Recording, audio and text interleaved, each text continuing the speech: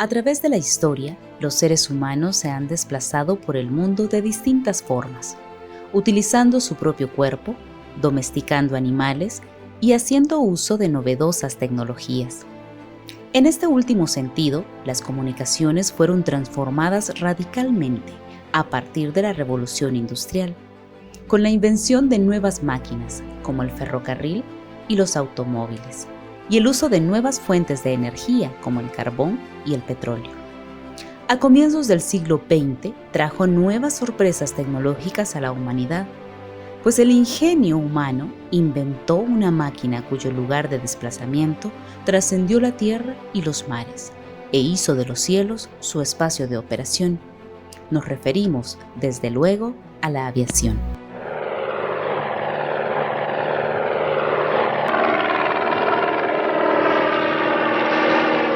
En Honduras, la aviación fue recibida con mucho entusiasmo, pues los medios de comunicación que le precedieron no lograron conectar el territorio hondureño efectivamente, ya que los ferrocarriles se limitaron a la costa norte y los automóviles a las pocas carreteras que las imponentes montañas del territorio hondureño habían permitido construir con el paso de los años. La aviación llegó al país en el gobierno del general Rafael López Gutiérrez. Estamos hablando del periodo presidencial de 1920 a 1924. El presidente Gutiérrez promovió tanto la aviación militar como la aviación comercial. En el sentido de la aviación militar es importante mencionar que él fue quien promovió la llegada del primer aeroplano al país. Nos referimos al Bristol, e hizo un intento muy importante de fundar una escuela de aviación. Por otra parte, es importante mencionar su apoyo a la aviación comercial. Y es que desde el gobierno de Rafael López Gutiérrez se empiezan a dar importantes concesiones a distintos empresarios para que puedan establecer empresas de aviación que se concebían como la vía por la cual el país iba a tener una efectiva comunicación entre todas sus regiones.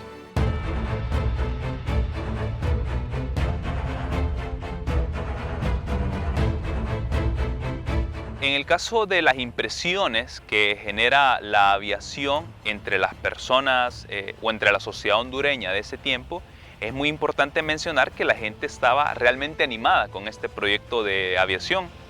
Claro, se trataba de una tecnología completamente moderna, completamente novedosa, y esto pues era muy atractivo para las personas.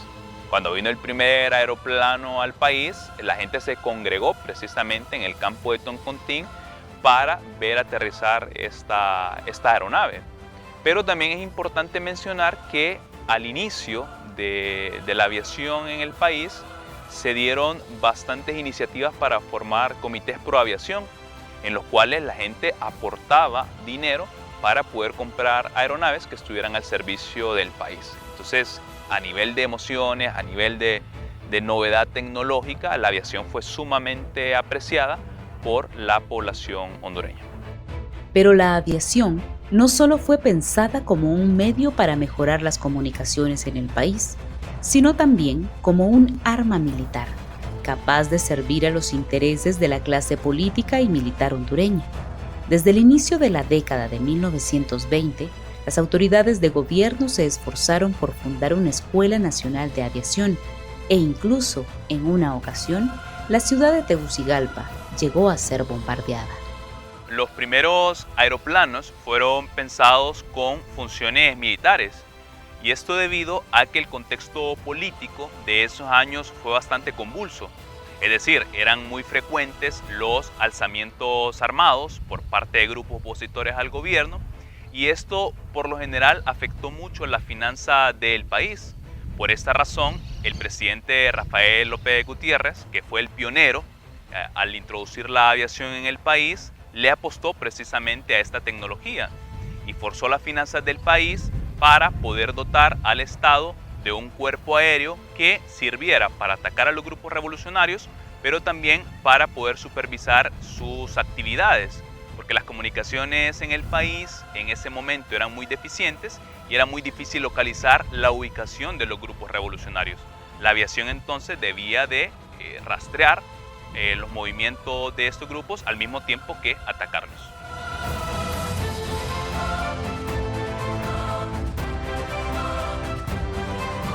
El presidente Rafael López Gutiérrez hizo una inversión muy grande para traer los primeros aeroplanos al país, esto desde 1921, pero a lo largo de su periodo presidencial se compraron más aeronaves, se contrataron pilotos extranjeros para poder dotar al país de una flotilla aérea que tuviera unas funciones militares.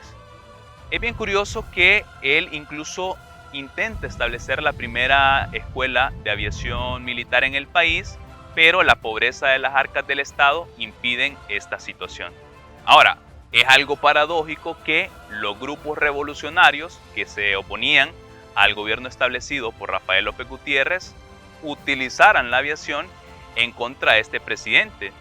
Y es que la ciudad de Tegucigalpa fue sitiada en la Guerra Civil de 1924 y las tropas del gobierno estaban muy bien atrincheradas en los distintos cerros que rodean a la capital. Así que los revolucionarios contrataron a un piloto estadounidense para que bombardeara las posiciones del gobierno en estos cerros. Lamentablemente, muchas de las bombas que se utilizaron en ese conflicto cayeron en zonas residenciales, afectando también a la población civil. Pero podríamos decir que este fue el primer ensayo que hizo un presidente para dotar al país de una aviación militar. O sea, el primer piloto que se tiene ya conocimiento histórico de que hizo su primer vuelo en Honduras fue Ivan Dean Lamb, un piloto canadiense que fue contratado por el gobierno. En ese momento el señor López Gutiérrez se compró un avión y se envía a Puerto Cortés. Ya en Puerto Cortés se mueve a San Pedro Sula, donde es armado, y el primer vuelo se realiza el 18 de abril de 1921. Él está como que es el primer piloto que realiza un vuelo en Honduras, ¿verdad? Su primer vuelo lo hace, claro, hacia San Pedro Sula a Tegucigalpa en una hora como 15 minutos, y aterriza en la cercanía de lo que se conocía en ese momento como los Llanos del Potrero, que era como una casa de descanso en su momento de los presidentes, ¿verdad? Entonces, como era un llano, entonces él logra ahí ubicar el sitio correcto para poder aterrizar el avión. Ya después, como el gobierno pretendía lo que era agilizar un poco el ámbito de aprender la aviación, vienen unos pilotos ya de origen italiano como Asterio Antonucci, ¿verdad? Que ya traen otro tipo de aviones y realmente hacen una gira por toda Centroamérica, y ellos también realizan algunos vuelos en Honduras. Incluso se tiene datado de que allá por el año 1922 hacen hasta shows aéreos aquí en Tegucigalpa. La fragilidad de los primeros aeroplanos y su alto precio representaron un difícil obstáculo para el progreso de la aviación hondureña. Los accidentes aéreos fueron acontecimientos comunes en los primeros años de la aviación nacional, y algunos de los aviadores pioneros ofrendaron sus vidas en favor del avance de la aeronáutica en el país. Su sacrificio no fue en vano, y años más tarde, con los adelantos de la aviación mundial, los aviones trajeron enormes beneficios al país, de tal manera que desde finales de la década de 1920 y principios de la década de 1930 se fundaron empresas aéreas cuya trayectoria se extendió por largos años, y sus rutas conectaron las distintas regiones del país y más adelante a Honduras con el mundo. La aviación comercial surge pensándose como una opción para las comunicaciones en el país, específicamente para el correo. Y es que el correo tenía mucha importancia para la década de 1920, y cuando llegaron los primeros aeroplanos, que eran muy pequeños por cierto, se utilizaron principalmente con esta finalidad, con la finalidad del transporte de la correspondencia. Poco a poco se le fue dando también importancia a la carga, y más adelante se empezó a dar importancia al transporte de pasajeros. Pero esto último solamente fue posible cuando los aeroplanos comenzaron a ser más modernos y brindaban más seguridades y más espacio también para esta actividad.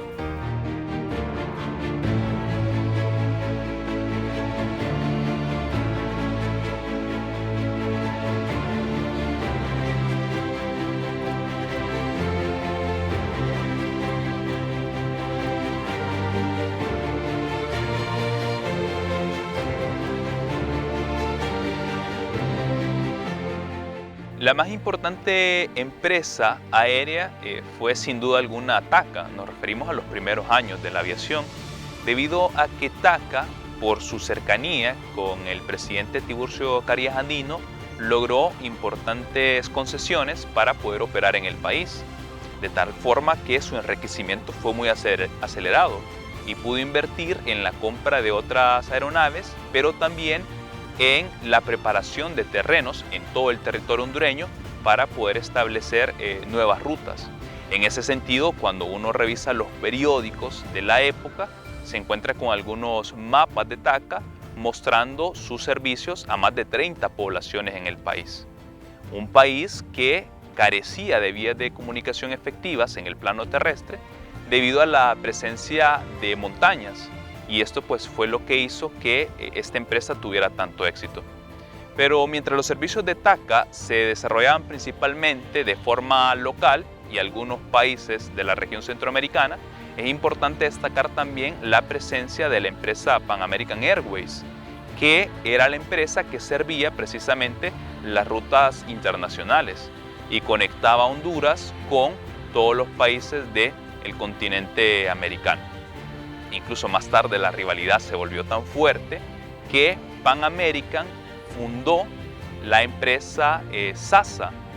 Esta empresa pues era en parte de capital proveniente de Pan American Airways, del gobierno hondureño y de algunos empresarios hondureños. Y al final pues fue la bandera la aerolínea de bandera hondureña, y eso fue lo que hizo que fuera tan querida por las personas. La aviación militar no se quedó atrás, y después de los fracasos de la década de 1920, este ramo gozó de toda la atención del gobierno, especialmente durante la dictadura de Tiburcio Carías Andino. Y es que este gobernante llegó al poder en un contexto de mucha inestabilidad política, y sus deseos continuistas requerían de los medios necesarios para permanecer en el poder. Carías utilizó la aviación sin ser presidente en dos ocasiones, en la Guerra Civil de 1924 y en la Guerra Civil de 1932. En el caso de la Guerra Civil de 1924, Carías y los otros líderes que se oponían al gobierno de Rafael López Gutiérrez contrataron un avión civil para bombardear Tegucigalpa, y en ese sentido pues tratar de llevar a la revolución, como ellos lo mencionaban, hacia el triunfo. Y por otra parte, en 1932, Tiburcio Carías Andino gana las elecciones, pero los liberales intentan impedir la llegada de Carías al poder a través de las armas. Y Tiburcio Carías Andino contrata a la empresa comercial TACA Airlines para que le ayude a derrotar a los liberales. Y TACA entonces comienza a hacer labores de ataque a tropas enemigos, pero también de reconocimiento de sus posiciones, de traslado de municiones, entre otras actividades. Y estos van siendo entonces los primeros contactos de Tiburcio Carías Andino con la aviación.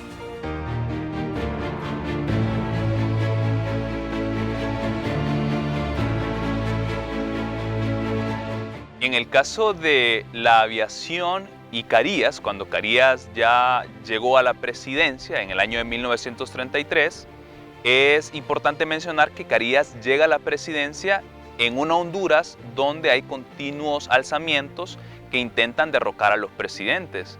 Así que Carías, al llegar a la presidencia y con todos estos antecedentes con la aviación, decide apoyar precisamente la aviación militar para sostener su gobierno. Y en el primer año de gobierno compra inmediatamente 3 aeronaves. Ahora, para 1936, que es cuando Tiburcio Carías Andino ordena que se modifique la Constitución para alargar su periodo presidencial, también funda la Escuela Militar de Aviación para preparar pilotos hondureños que estén listos para defenderlo en caso de alzamiento de grupos liberales que se opusieran a su gobierno. Y de esta forma entonces se empieza a comprar una gran cantidad de aeroplanos con ayuda del gobierno de los Estados Unidos y a formar muchos pilotos nacionales. Y de esta manera la Fuerza Aérea Hondureña, que nace a partir de la Escuela Militar de Aviación, se convierte en la Fuerza Aérea Militar más importante de toda Centroamérica. El primer dato histórico que tenemos de un piloto hondureño es con Crescencio Gómez. Él obtiene su licencia como piloto allá en los Estados Unidos en el año de 1912. Aparte de eso, él es un ingeniero que también en su ámbito de aviación crea un avión, inventa un avión, y eso es un logro para un hondureño que en ese momento era bastante grande, ¿verdad? Ya pilotos que son formados aquí en el país son a finales de los años de 1920. Capitán Aguilar, Capitán Fiallos, ¿verdad? Que ya empiezan a lo que es, como le dije, volar aquí en el territorio hondureño y a crear un poco más lo que es el ámbito de la aviación. Ya con el tiempo surge lo que es la Escuela de Aviación, que es para formar pilotos hondureños, y esta después cambia a la que es la Escuela Militar de Aviación, que ya es para formar los pilotos militares. La aviación hondureña tuvo su etapa de oro durante la dictadura carillista, tanto en el ámbito comercial como en el militar. En el primer aspecto, en este periodo se consolidaron las líneas aéreas más importantes en la historia del país, como TACA, Pan American Airways, SASA y TAN Airlines. Mientras que, en el segundo aspecto, la fundación de la Fuerza Aérea Hondureña marcó el inicio de un proceso de profesionalización del ejército hondureño, en el que la influencia de Estados Unidos fue determinante. Pero el paso de los años no fue favorable para las comunicaciones aéreas internas en Honduras, pues el desarrollo de la red vial garantizó la primacía en las comunicaciones terrestres, más lentas, pero también más económicas. Poco a poco, las pistas aéreas del país fueron desapareciendo y únicamente sobrevivieron aquellas ubicadas en los grandes centros urbanos, desde donde se sigue comunicando a Honduras con el mundo.